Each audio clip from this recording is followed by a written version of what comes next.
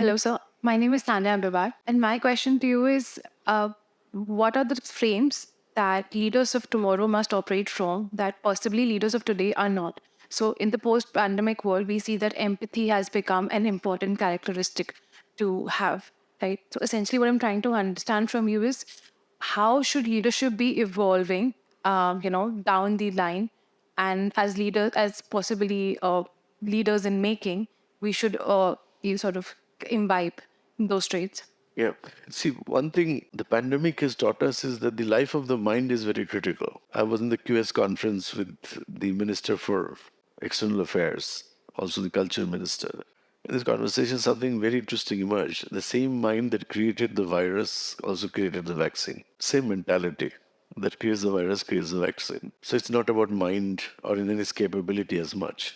It is about the driving values, the intent behind the mind. If education of leaders is only about how smart you can become, how sharp your argument is, how analytically astute you are, it's all question of sharpening the mind. But the same mind can be used to steal money from the organization that you're in, do insider trading, outwit a rival through unethical means, gossiping, character assassination. Yes or no? Half of you will be playing those games going forward. I know the corporations like the back of my hands, right? And so you see what happens to this mind. So the real value of creating true leaders is to give them a deep sense of integrity and identity. The old-fashioned term for it is called character.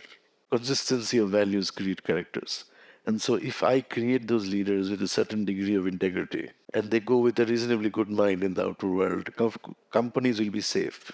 They will help you. I had a student, one of my brightest. He used to go to this Baba, that Guru, and all of that. But we would understand that his orientation to gurus was coming from a sense of deficiency inside. He got a job and then he wanted to go to Tata Administrative Services. I was instrumental in getting him recruited to Tata Administrative Services. And then I realized that he's out of that company in about 3 months. And asked him what happened. He said, "Sir, I was not fitting in, didn't like it." I said, "There must be," in the way he said it, I said, "It's not telling the whole truth." So I called up the director, the person who was handling the Tata Sons thing. I said, "What happened, Pradhan?" Pradhan was the HR head of the Tatas.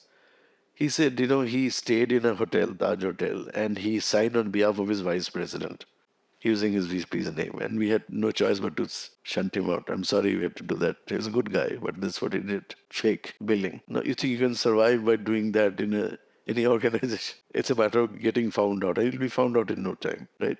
So what are we going to do to create leaders? We have to give them a sense of who they are. That's identity. And we have to give them a sense of what integrates them to the larger part of the world. These two aspects constitute what you might call the institutional mandate for leadership. What are the values that you put on that board? Authenticity, satyam, sustainability, nityam, fulfillment, purnam. We are sending you out with that constitutional frame. What you do with it is your business, right?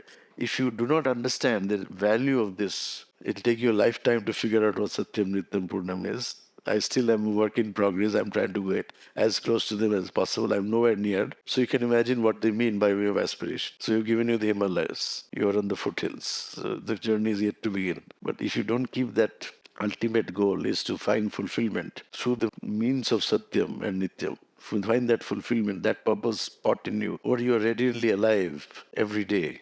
When you go to work, you feel completely yourself. That's the point of test that you've arrived. You don't arrive at the mountaintop, you arrive in the same place inside you where you always were, the space of fulfillment. That is what the goal is. And leadership is fundamentally something that drives you towards that evolution. It's not just about growing a company. It's about growing capable people who can grow a great company. And how can you create that change? How can you create people unless you change yourself, unless you grow yourself? So that's the journey of creating leaders.